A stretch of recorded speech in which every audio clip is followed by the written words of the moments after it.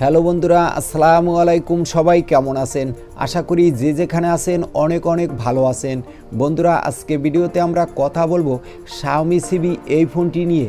এই ফোনটির সুখবর হলো এই ফোনটি বাংলাদেশের মার্কেটে চলে এসেছে, আর এই ফোনটি চায়নার মার্কেটে কিছুদিন আগেই লঞ্চ করা হয়েছিল। আর আজকে ভিডিওতে আমরা জানিয়ে দিব এই ফোনটি প্রাইস বর্তমান সময়ে বাংলাদেশের মার্কেটে কত রাখা হলো, আর এই ফোনটি আপনি বাংলাদেশের কোন কোন জায়গায় পেয়ে যাবেন। আর আপনাকে বলবো সম্পূর্ণ ভিডিওটি আমাদের সাথে শুরু থেকে শেষ পর্যন্ত কন্টিনিউ দেখার জন্য। আর আপনি যদি আমাদের চ্যানেলে নতুন হয়ে থাকেন তাহলে অবশ্যই চ্যানেলটি সাবস্ক্রাইব করে পাশে থাকা বেল আইকনটি প্রেস করে রাখবেন। সো চলুন তাহলে শুরু করা যাক আজকের ভিডিও। এই ফোনটিতে ব্যবহার করা হয়েছে 6.55 ইঞ্চি মাপের 120 হার্জ রিফ্রেশ রেটের ও এলইডি প্যানেল। এই ফোনটির ডিসপ্লেতে দেওয়া হয়েছে কর্নিং গরিলা গ্লাস 5 প্রোটেকশন।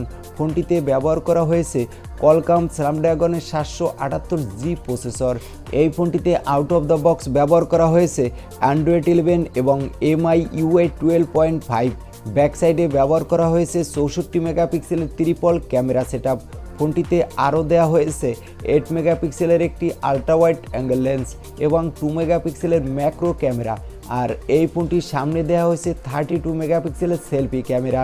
এই ফোনটিতে ব্যাটারি হিসাবে ব্যবহার করা হয়েছে 4500 mAh এর ব্যাটারি এবং বক্সে প্রোভাইড করা হয়েছে 55 ওয়াটের একটি ফাস্ট চার্জার, যে চার্জারটি দিয়ে 45 মিনিটের মধ্যেই এই ফোনটি ফুল চার্জ করতে পারবেন এবং ফোনটিতে ভালোই ব্যাটারি ব্যাকআপ পাওয়া যাবে বলে আশা করা হচ্ছে। মার্কেটে এই ফোনটি লঞ্চ করা হয়েছে 3টি র্যাম রম ভেরিয়েন্টে, ব্ল্যাক, ব্লু এবং পিঙ্ক।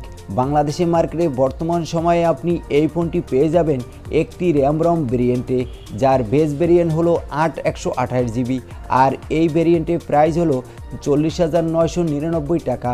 তাছাড়া এই ফোনটির 2টি ভেরিয়েন্ট রয়েছে চায়নার মার্কেটে, তবে সেগুলো আর কিছুদিনের মধ্যেই বাংলাদেশের মার্কেটে অ্যাভেলেবেল হয়ে আসবে। আর এই 2টি ভেরিয়েন্ট হলো 8/256GB আর 12/256GB।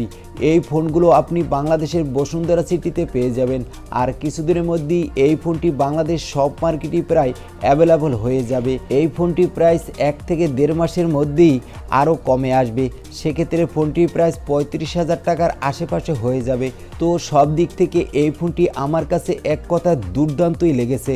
তবে এই ফোনটির একটা সমস্যা হলো এই ফোনটি যেহেতু চাইনিজ ভেরিয়েন্ট, তাই এই ফোনটিতে ব্যবহার করা হয়েছে চাইনিজ র্যাম।